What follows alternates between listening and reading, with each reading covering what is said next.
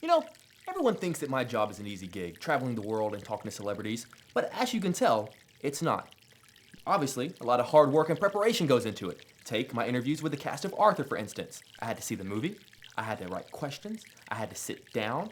This is not a gig for anybody, so prepare yourself. This is the very unpampered edition of Jake's Takes.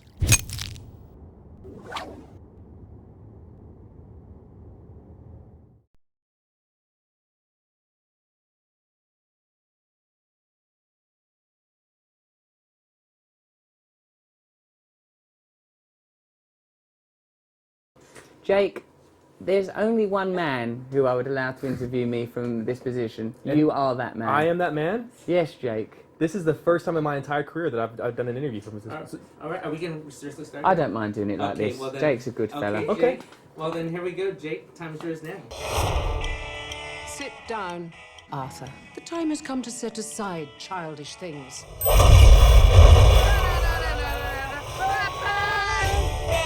I'm going to offer you an ultimatum. You're going to marry Susan Johnson, or you're cut off. I shall get married when I fall in love. Congratulations, you've just lost $950 million.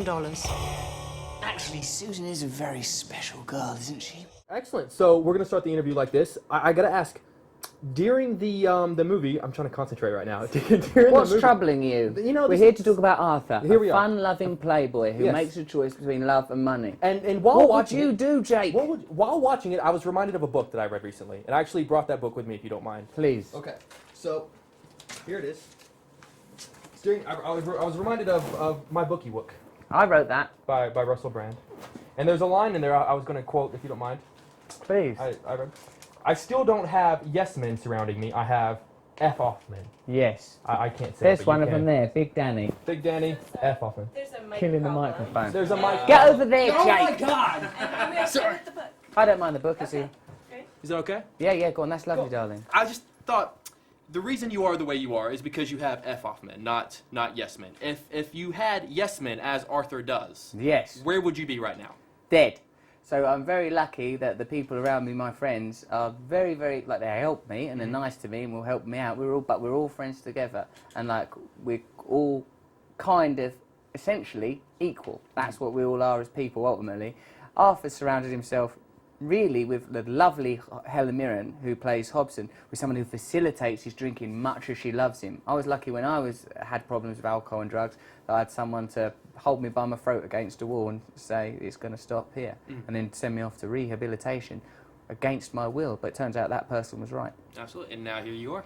Now I'm able to pretend to be a drunk for money, With me sitting on your lap. with a beautiful Texan perched upon my thighs. By the way, thank you for following me on Twitter. That's a great honor for me. Well, it's a great honour for me. I'd like to. We've not communicated yet on Twitter, but I'm watching you, I've Jake. sent you some messages. I know. I look at them sometimes whilst I'm drifting off to sleep. Think about what you might be doing, and now I know it's reading my book.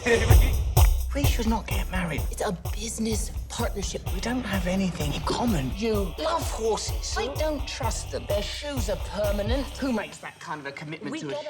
I've got to ask, I love this idea that sometimes, even as adults, we kind of keep childish aspects about ourselves. And in the end, at the end of the day, sometimes those are the best qualities that we have.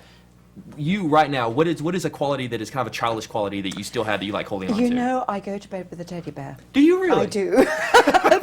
Don't tell anyone, will I you? won't. No, this is between me and you. Between you and me.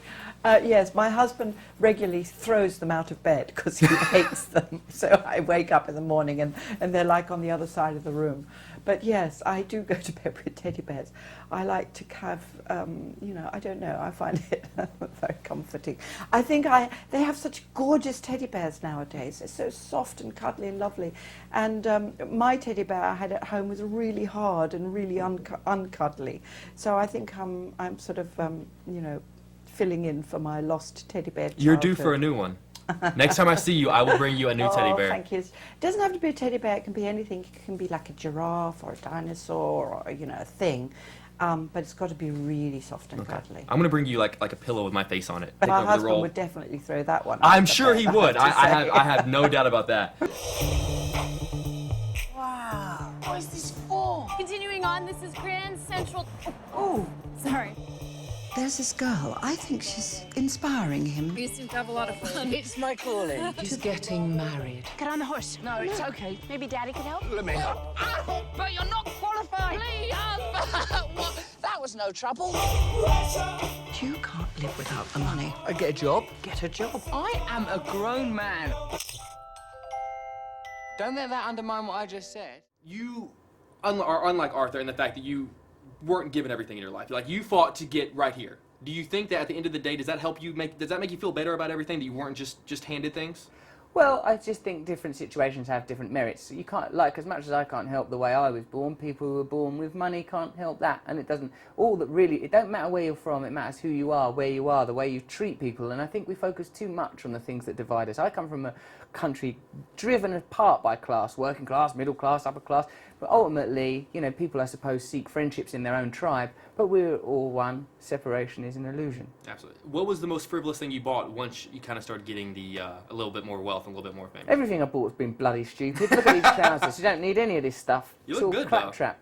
Jake, I know that you mean that, I do. and I thank you for it. I do. You look at me with those beautiful azure eyes, shimmering like pools at midnight, still but with incredible depth. Your unbelievably thick hair, like sort of 1,000 Boris Becker heads condensed into one scalp. You're a remarkable human being. I've nothing but warmth for you. You're giving me the rap. Would you like to hug again? Just hop over here and break my mic. Look at that. Real men from Texas. This is how we roll. I love Perfect. I love you, Jake. So how's the real world treating you? None of these jobs make any sense at all. Welcome to Dylan's Candy Bar. A quick word in the back, please. Is that word promotion?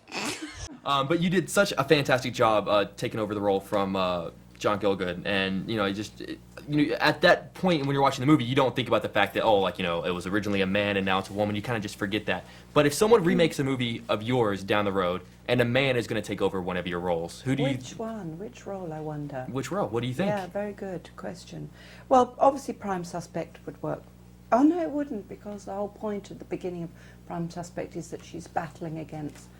You know what? It could be a black man. It could be a black man in the original Prime Suspect dealing with the racism in the police force as opposed to the sexism in the police force. That would work. That'd be interesting. Yeah, it would. I think it'd be good. Because it's such a great film, anyways, and so it is interesting to see how it can how things work like that. Because not all roles nowadays have to be one way or the other. I mean, you hear all the time about this role was originally written for a man and now it's played by a woman. Well, and vice very versa. often, the great thing about the first Alien movie, and I happened to have the privilege of reading the script before the film was made, all of the characters, there was no information about whether any of the characters were male or female. You could have cast any of the characters male, any of the characters female. They all had sort of bisexual names that could be a man, could be a woman. Ripley, isn't it Ripley, is, for example? You don't know if that's a man or a woman. So it was really interesting. It was the first script I'd ever read like that. And I thought, wow, this is the way of the future, I hope. He's weak. He's stronger than you think. This is what I live for! Ow! No, Susan, stop it! My bed is made of magnets. Get me out of here! At least something in this room is attracted to you. Put this on, please. I'm not putting that on. Say, wash your winky. Could you do Sammy Davis Jr.? Sammy Davis Jr. is not to do with that costume. I like that.